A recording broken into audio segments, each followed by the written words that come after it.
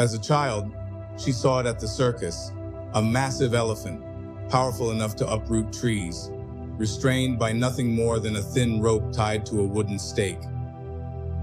The question burned in her mind for decades: why didn't the elephant simply break free? In the heart of rural India, where the air hung heavy with the scent of spices and earth, young Meera visited a traveling circus with her grandfather. Among the dazzling performances and colorful tents, one sight stopped her in her tracks: a row of elephants, each tied to a small wooden stake with a simple rope around one ankle. "Grandfather," she whispered, tugging at his sleeve, "why don't they break free? They're so strong." Her grandfather smiled knowingly. "An excellent question, little one. Let's sit and watch." The largest elephant, a magnificent bull with tusks that gleamed in the afternoon sun, stood docile and still. Occasionally, he would shift his weight from one foot to another, but never did he pull at the rope that seemed laughably inadequate to hold such a creature. "That elephant," her grandfather explained, "has been tied to a stake like that since he was very young. When he was a calf, that rope and stake were strong enough to hold him. He pulled and pulled, but could not break free. Eventually, he stopped trying." Meera frowned. "But he's grown now. He could snap that rope in an instant." "Ah, but in his mind he cannot. The elephant believes the rope is still unbreakable. He was conditioned to accept his limitations when young, and now, despite his tremendous strength, he remains captive to a memory, a belief that was planted long ago." As they watched, a handler approached the elephant with a small treat. The massive creature could have easily overpowered the man, yet it obeyed his every command with gentle submission. "He has forgotten his own power," her grandfather whispered. "And that, Meera, is the greatest tragedy of all." Years passed, and Meera grew into a woman. She pursued education, despite the protests of relatives who believed girls should focus solely on marriage. She traveled despite warnings that the world was too dangerous. She started her own business despite critics who said she would fail. On her 30th birthday, she received a small package from her grandfather, now in his 90s. Inside was a carved wooden elephant and a short note: "Remember the elephant and the rope. The only chains that truly bind us are the ones in our minds."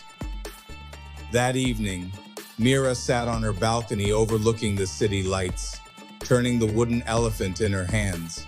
She thought of all the times she had almost believed she couldn't do something, couldn't speak up in meetings, couldn't negotiate deals, couldn't stand her ground.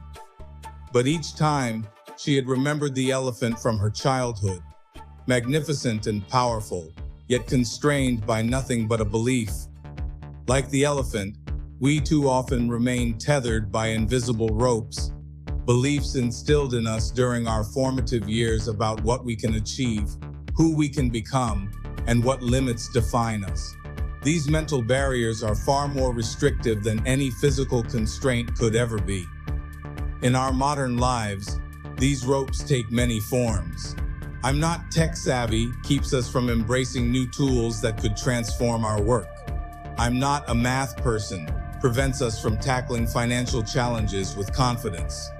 "I'm too old to start something new" robs us of second or third acts in our life stories.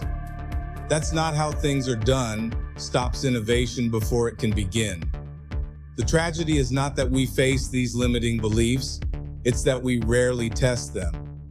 Like the elephant, we feel the resistance of the rope, remember our past failures, and assume nothing has changed. We forget that we have grown stronger.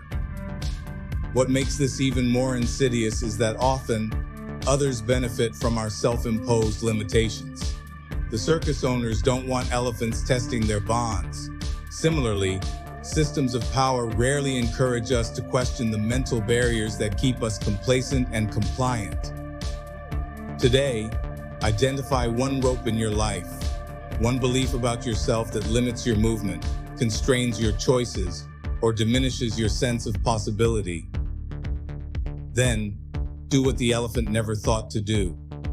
Pull. Test the resistance. Question its strength. It may feel uncomfortable, even frightening, to challenge these deeply held beliefs. But remember, the elephant doesn't remain tied because the rope is strong. It remains tied because it stopped pulling. What unseen stake are you tied to? What would happen if you pulled with the full force of who you've become, not who you once were? The elephant never discovers its true strength because it never tries again. Don't make the same mistake. The rope is waiting to be broken. All you need to do is remember your power and pull.